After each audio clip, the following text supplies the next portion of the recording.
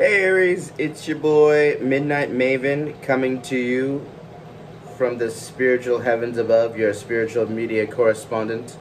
And I did a pre-shuffle pull with the Celtic Cross, as you see here. And also I did one from the Animal Spirit Oracle deck, and you got Lamb.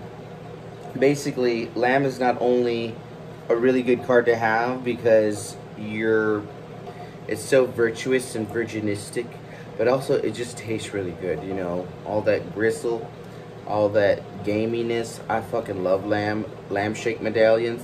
Sign me up. But yeah, no, the lamb is the bearer of important messages. Its contents can only be heard when a deep level of quiet and meditation has been acquired.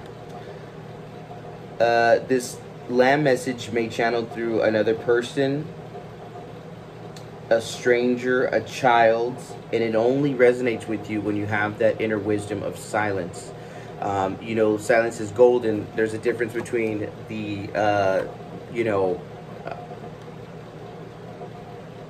true meditative state silence. It's more like this, as opposed to that creepy silence where you can hear what somebody's thinking.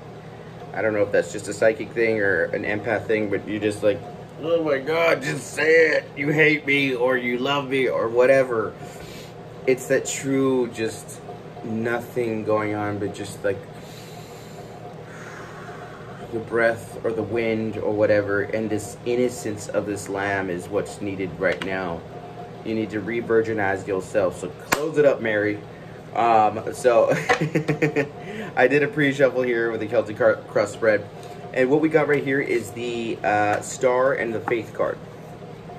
So these two are crossing each other at the middle of this Celtic Cross, I believe, because it's an outside-inside thing.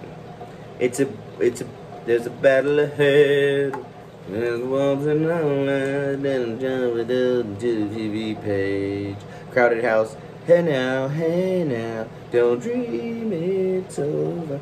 In any event, whether it comes from the outside or the inside, keep it pure, but keep it to whatever your real faith is, not what outside inspirations. Outside inspirations it's a good balance between these two because they're so different. Even like the temperatures, hot and cold. You got to be somewhere in the medium, you know, to have balance, to have that temperance. At the bottom of the deck, we have the King of Cups. So, you know, this is coming from a place of you really want to go for the thing you love, your passion. But in your higher self, you know, it's the Four of Coins. You know you have to be... It's practicality versus passion. And in the recent past, we have the Queen of Cups. So we recently made a choice to go for the aesthetics of money and our career or our security as opposed to love. Because coming up next is going to be the Palace of Coins. Yeah, Palace of Coins or Pentacles. But that's in reverse though. So in order to get to where we're gonna be, we're gonna have to take 2 steps back to go 3 steps forward, or whatever, however you say that. But yeah, I also got some verifiers because I started recording and I just realized that it wasn't recording at first. But yeah, this verifier said the 7 of Pentacles. So it's gonna be a minute. There's gonna be a lot of looking down. You see this? Looking down, looking down, looking down. Staying grounded, looking down. Not saying keeping yourself down, but keeping your head out of the fray. Keeping it, you know, becoming the lamb once again. Staying closer to earth. Being more down to earth. Being more down with the get down. How you like my now gold teeth when I smile? Trying to kick me out the ghetto, but I'm still buck wild. Sorry, I had to. How you see yourself in this situation is the 3 of Swords. So it hurt you, which you just had to go through, which was totally picking this and it's your prerogative. You know what I mean? To go after security, because just like love, it is vital. So you went the route of, instead of taking a leap of faith for the love, you went for the security and the support and the security and the fundamentals of whatever you needed for yourself, which is good, and I commend you for that. Either way, I'm sure would have been fine, but that's the route you went. So now we must continue that. So how other people see you is the Page of Wands. So they see you as delivering something, a bigger message. They don't know what it is quite yet, but it's big, and they know. Your hopes and fears is the Death card in reverse. So you're just worried that this is not going to be a revival of you. It's just going to be like a watered down shit version of you, or maybe even worse or something, you know. There's going to be a lot of work in the months ahead. I'd say the next 10 months till we get to 2025. You might catch a break during September and November, but there is going to be a lot of work. But at least it's not the Ten of Swords. The Ten of Swords would mean ruin. The Ten of Wands just means that you're going to have a lot of pressure on you from this guy, that guy, this one, and the other. You're going to have to be tens across the board in everything you do, and really show up and show out, because at the bottom of the deck we had the Six of Wands. So on the road to not only recovery but victory, Aries,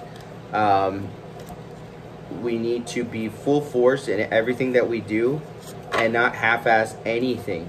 Do you see where he's already got, you know, it's a man in his hoe. Whether you're a man, woman, child, everything in between, it's a man in his hoe. This is the lamified version of a man and his hoe. You catch my drift? Let's get you some verifiers. Let's get you some angel love cards. I always forget what they're called. Romance angels. Make the effort. Bam! Great love is worth taking the steps you're guiding to take. Wait, if I could read. Let's see. Great love is worth taking the steps you're guided to take. Make the effort. And this might be the way that you're going about it, is just going the long route, you know, taking that Seven of Pentacles, becoming that virgin again, you know, going back to basics, building up the fundamentals, building up the blueprint, reintegridizing it. I know that's not a word, but reinstating your integrity, you know what I mean? Because sometimes we lose it, and that's a shame. You deserve love. You are lovable. I know that sounds like kind of like a cop-out card and bullshit, but it sounds good to hear. Aries, you're lovable. You deserve love. And even though you might be hard-headed as fuck, your heart is pure gold. Religious factors. Your love life is influenced by your religious upbringing and your spiritual path. So, with all of this together, religious factors, faith, the Lamb, it can be kind of confusing. Like, what the fuck? Do I be spiritual? Do I be Christian? Do I be Catholic? You carry that same love, kindness, and passion to whatever creed, if you're Jewish, if you're Christian, if you're spiritual, even if you're atheist. I mean, I don't want to get into religion too much, you know, do what you do, but just keep that kindness and that pureness of heart and really show it off and show through and make it more than words is all I ever needed you to show me, and then you wouldn't have to say that you love me, 'cause I'd already know. Sorry, I the Holy Ghost just took over this bitch. But let me give you one of these angels and ancestors. cards, and then we'll let you go, Aries, because we know you got a lot of shit to do. Things and people to do, and eating chicken wings and whatnot. Traitor. You're such a traitor, Aries. You're such a motherfucking traitor. But that's a good thing in this deck. Traitor. Make connections and exchange information, talents, and supports. So get out there. Network. When the trader brings the lesson and energy of exchange, when he appears, he could represent an opportunity to exchange talents, whatever that may be, in order to expand, or be about the exchange of energies that come from the universe, or both. For example, if you are a creative person or consider yourself creative, when you share your talents, you are giving them, and when you do so, the universe will give you more in order for you to share more.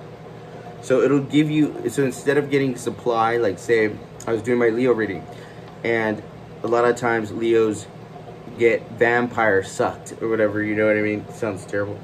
They get sucked out of their energy, or their life source, from, it's called supply, from narcissistic vampires. This will be an even reciprocity of creativity and energy that will imbue you with source itself.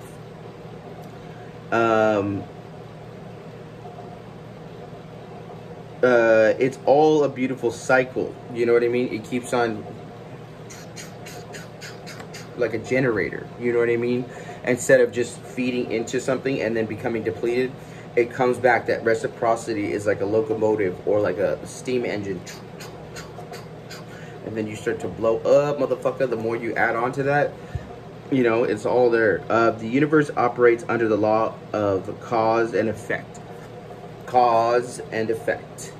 Masculine, feminine, light, dark, push, pull. But if there's only push and then occasionally you get a little snag of pull, you're gonna end up going over the edge.